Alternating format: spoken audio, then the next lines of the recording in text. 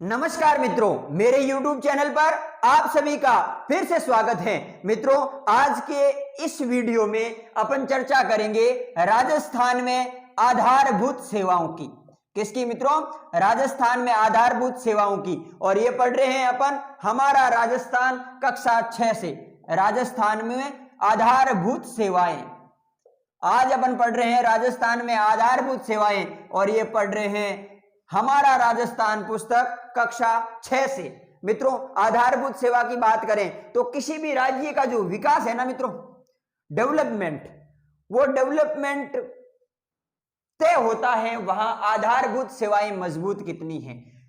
किसी भी राज्य का विकास, ये विकास की रेखा है, और ये विकास तभी होगा जब अब वहां की आधारभूत सेवाएं मजबूत हैं। आधारभूत सेवाएं कौन कौन सी? तो मित्रों, आपके आधारभूत सेवाओं में बात करना चाहें आपने तो सबसे पहले शिक्षा, स्वास्थ्य, इसके अलावा परिवहन, इसके अलावा आपका बैंकिंग सेक्टर, इसके अलावा डाक सेवा, संचार सेवा, ये आपके सभी आधारभूत सेवाएं हैं। आधारभूत सेवाएं तय करने का कार्य किनका? तो ये काम सरकार का है। सरकार ये करती है, आधारभूत सेवाएं सुनिश्चित करती है।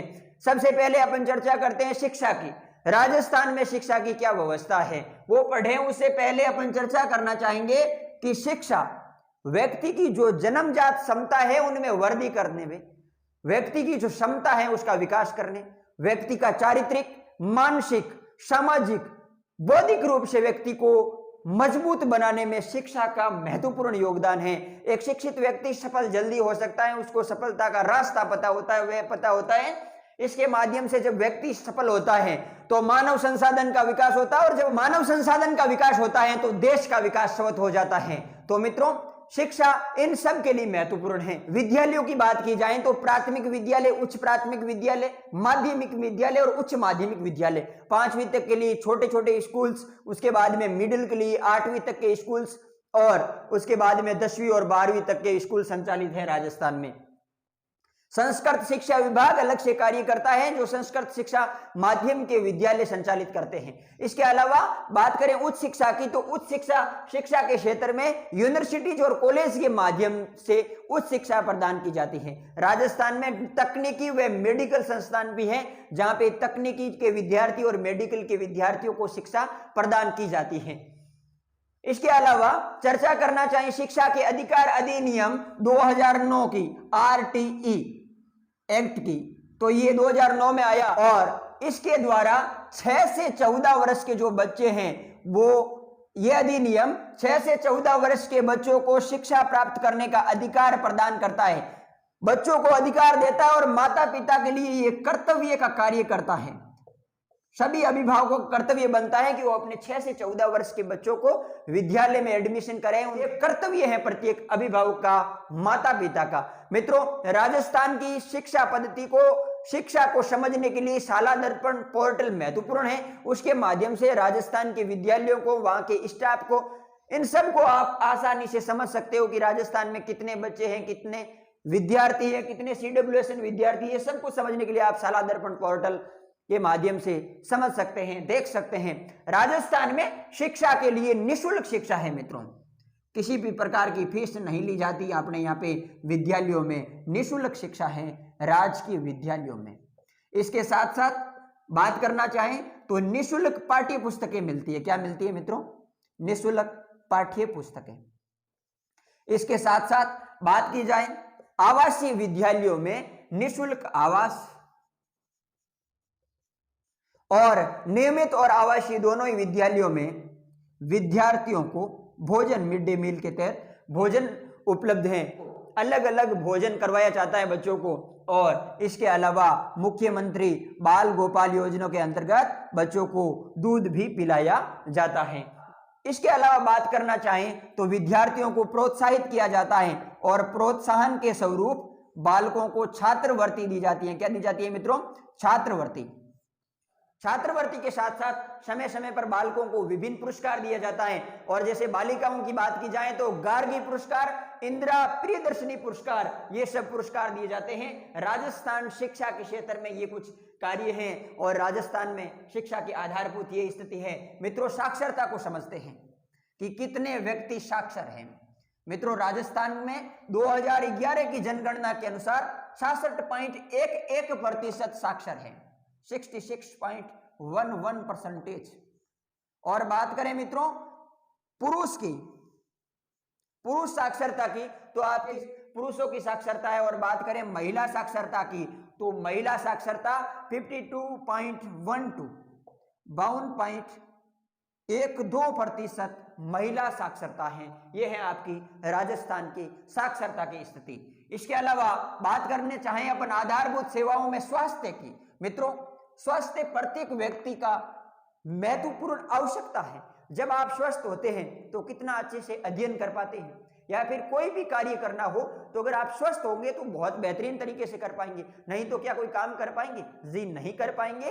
और स्वास्थ्य केवल शारीरिक रूप से व्यक्ति स्वस्थ हो यहां ही तक रुकता नहीं है, स्वास्थ्य व्यक्ति का मानसिक रूप से, बौद्धिक रूप से, संवेगात्मक रूप से व्यक्ति मजबूत होना चाहिए, स्वस्थ होना चाहिए, जिससे वो सभी कार्य आसानी से कर सके।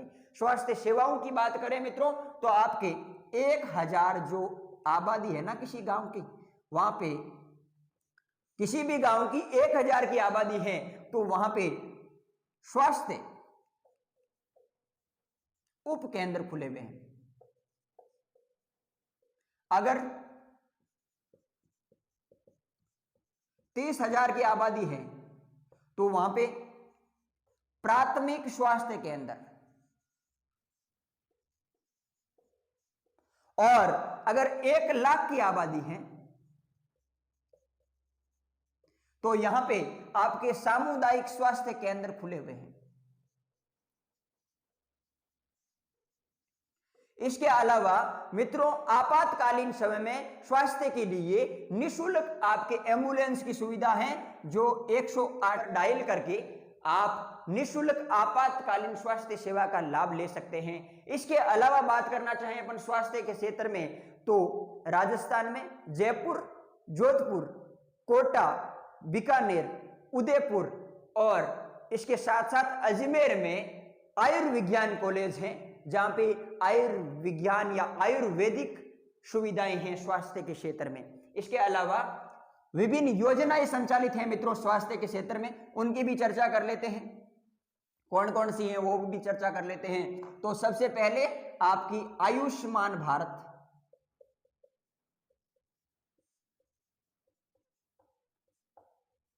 महात्मा गांधी राजस्थान स्वास्थ्य बीमा योजना,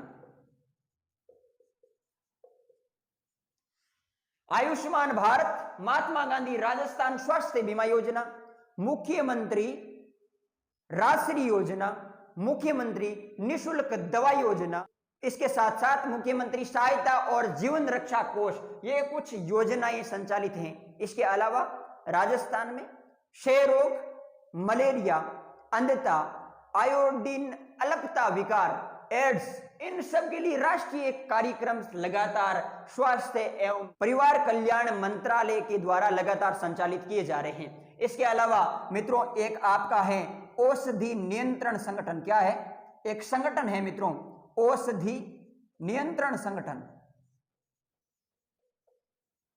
ये जो औषधि नियंत्रण संगठन है ना मित्रों, ये राजस्थान में दवाओं के निर्माण करने और उनका विक्रय करने की लाइसेंस जारी करता है। आप निर्माण कर सकते हैं और आप विक्रय कर सकते हैं। इसके अलावा प्रतिबंधित दवाएं है ना मित्रों, जिन पे रोक है, प्रतिबंधित दवाओं की ये सूची भी जारी करता है। ये है आपके स्वास्थ्य के क्षेत्र में राजस्थान। स्वास्थ्य के क्षेत्र के बाद में अपन चर्चा करेंगे संचार एवं डाक सेवा की। तो सबसे पहले अपन चर्चा करें संचार की। तो संचार आप सबको पता है कि एक व्यक्ति दूसरे व्यक्ति से एक स्थान से दूसरे स्थान पे जो कम्युनिकेशन कर पाता है, जैसे विभिन्न आप मोबाइल के माध्यम से अपनी सूचनाएं प्रोवाइड करवा पाते हैं, या फिर आपको सूचना के स्वरूप में संचार के साधनों के स्वरूप में टेलीफोन है, टेलीविजन है, रेडियो है, मोबाइल है, इनके लिए राजस्थान में सूचना तकनीकी एवं संचार विभाग,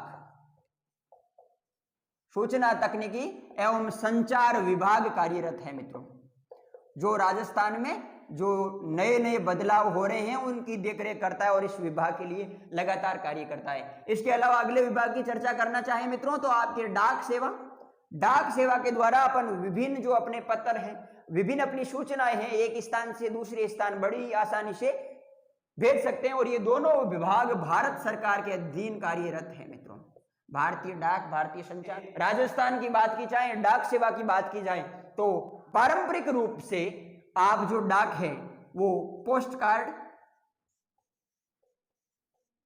इसके अलावा अंतर्देशीय पत्र, इसके अलावा लिफाफे के माध्यम से सूचनाएं भेज सकते हैं। अब ये सूचनाएं आप किस वे में भेजना चाहें, आप सामान्य डाक सेवा के माध्यम से या फिर रजिस्टर्ड डाक के माध्यम से या फिर स्पीड पोस्ट के माध्यम से सूचनाएं एक स्थान से दूसरे स्थान तक भिजवा सकते हैं। मित्रों, डाक विभाग केवल सूचनाओं का आदान प्रदान ही नहीं करता, यह आपके मनी ऑर्डर और विभिन्न बचत खाते भी खोलता है, जिसमें एक है आपका सुकन्या समृद्धि योजना। सुकन्या समृद्धि योजना, इस योजना के द्वारा आप विभिन्न समय समय पर राशि जमा कराते हैं और जब बच्ची को पढ़ाते हैं, ये बालिकाओं के लिए, और जब बालिकाओं का आप बच्चियों को पढ़ाते हैं तो पढ़ाई के लिए आप राशि निकाल सकते हैं। इसके अलावा बालिका की जब शादी करते हैं, बच्ची की जब शादी करते हैं तो अब आप राशि निकाल करके शादी कर सकते हैं। ये है सुकन्या समृद्धि योजना। अब अपन चर्चा करेंगे मित्रों बैंकिंग की। बैंक में क्या होता है, पैसों का लेन देन होता है। अगर आपने अपने अकाउंट में पैसे जमा करा रखे हैं तो आपको बैंक इंटरेस्ट के तौर पर ब्याज देता है, ब्याज के माध्यम से कार्य चलता रहता है। अगर आपने ऋण के रूप में पैसा उठा रखा है तो आपसे बैंक ब्याज वसूल करता है। यह है आपका बैंकिंग सेक्टर। और इसके अलावा बैंक अपने ग्राहकों को लॉकर की सुविधा भी उपलब्ध करवाता है। इसके अलावा आप पैसे जमा कर सकते हैं, निकासी करवा सकते हैं। इसके अलावा ये सारे बैंक भारतीय रिजर्व बैंक आरबीआई के जो नियम हैं उनके अंतर्गत कार्य करते हैं, उन नियमों के अधीन कार्य करते हैं। अब अपन चर्चा करेंगे मित्रों परिवहन की। किसकी करेंगे मित्रों, परिवहन सेवा की चर्चा करेंगे। ये सभी आधारभूत सेवाएं हैं और अगर ये नहीं होती तो किसी राज्य का विकास नहीं हो सकता। ये राज्य के विकास में महत्वपूर्ण है। और परिवहन की चर्चा करें तो सबसे पहले अपन बात करना चाहेंगे मित्रों सड़क परिवहन की। सड़क परिवहन की, सड़क परिवहन महत्वपूर्ण है। और अगर बात करना चाहें सड़क परिवहन में तो आपका राजस्थान राज्य परिवहन निगम की स्थापना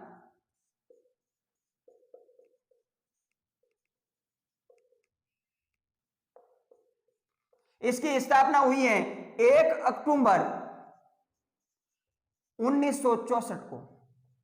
मित्रों बात करना चाहें अगर सड़कों में कि सबसे लंबी सड़कें हैं वो जोधपुर जिले में है लंबाई की सड़कें, और सबसे छोटी जो लंबाई में सबसे छोटी सड़कें हैं जिनकी लंबाई कम है वो है धौलपुर में सड़कें। इसके अलावा मित्रों अपन बात करना चाहें कि सबसे लंबा राष्ट्रीय राजमार्ग NH-15 और सबसे छोटा राष्ट्रीय राजमार्ग NH-71B। ये कुछ सड़क परिवहन से जुड़ी हुई सूचना है। अब अपन चर्चा करेंगे मित्रों रेल परिवहन की। रेल परिवहन यात्रा के लिए भी महत्वपूर्ण है और आपका जो माल परिवहन है यात्रा करने के लिए और माल के लिए दोनों के लिए ही महत्वपूर्ण है रेल परिवहन। रेल परिवहन के 2 जोन बने हुए मित्रों, एक तो है आपका उत्तर पश्चिम, एक तो है आपका उत्तर पश्चिम रेलवे जोन और दूसरा है आपका पश्चिम मध्य रेलवे जोन। यहां पे 5 मंडल भी है मित्रों। कौन कौन से हैं तो आपका जयपुर, जोधपुर, कोटा बीकानेर, अजमेर, ये 5 मंडल बने हुए हैं रेलवे के अंतर्गत। सबसे बड़ा रेलवे मॉडल कक्ष तो ये आपका रेलवे मॉडल कक्ष तो ये आपका उदयपुर में है। कहां है मित्रों? भारत का सबसे बड़ा रेलवे मॉडल कक्ष उदयपुर में है। और उदयपुर में कहां पर है? उदयपुर में है ये पश्चिमी रेलवे क्षेत्रीय प्रशिक्षण केंद्र में।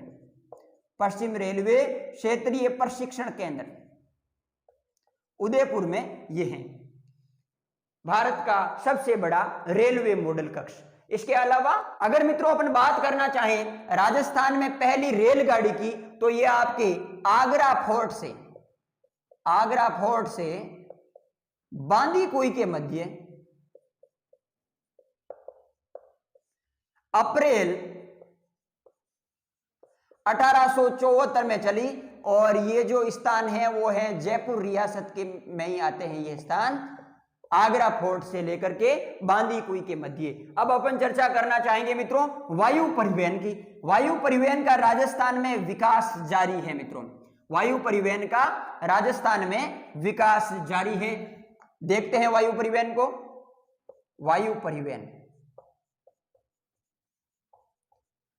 राजस्थान में वायु परिवहन की बात की जाए तो राजस्थान का एकमात्र अंतरराष्ट्रीय हवाई अड्डा जयपुर में आपका सांगानेर